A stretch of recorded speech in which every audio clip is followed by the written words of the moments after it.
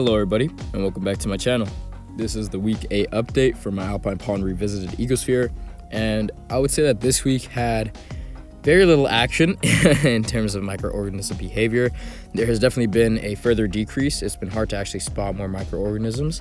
However, I did actually see some really cool interactions this week, which kind of made me have more hope in the survivability of this ecosphere.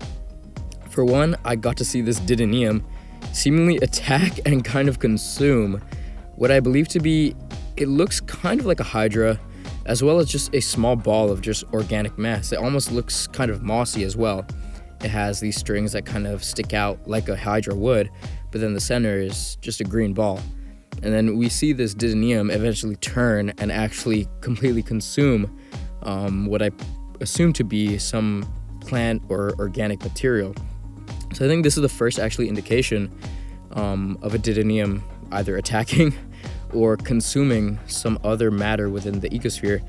And I think this is what the biggest didiniums actually do to survive and feed. And that's probably why they've been able to survive for so long, while all the other microorganisms, such as the detritus worms and the copepods of Daphnia, haven't been able to actually survive as long as these guys. These guys actively search out and consume some algae or plant matter or some other organic material, and are therefore able to survive. However, other than these didiniums, as you can see, it's really hard to actually spot any other microorganism. There's some residue and some random detritus worms that seemingly have died off and are just sticking to the glass at this point.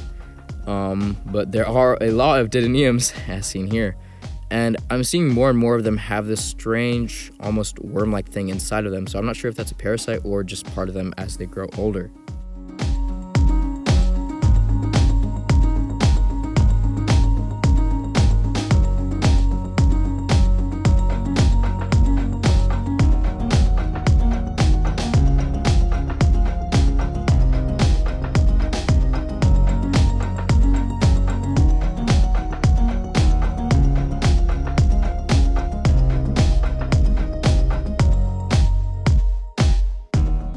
Additionally, a really cool thing I found was a sort of kind of woody area, and on that piece of wood, I found a lot of these small, I'm not sure what they are. They look slightly like didiniums, but at the same time, they look kind of like really small mites or something like that. It's hard to identify them because they're extremely small and I can't really zoom in too well on them, but they kind of also have a Daphnia sort of shape. However, I don't believe they're Daphnia because they just aren't as erratic and sporadic in their movements as Daphnia. I think they're most likely are just some didiniums that are just taking some a rest on the bark. But this was really cool to see. I think it further highlights how the didiniums are, I guess, able to adapt to their environment, because they're the only kinds of microorganisms I've actually seen really steadily be on organic matter and I guess feed off of it. They're probably feeding off of the algae that's growing. As you can see, there's that thin outline on the actual stick itself.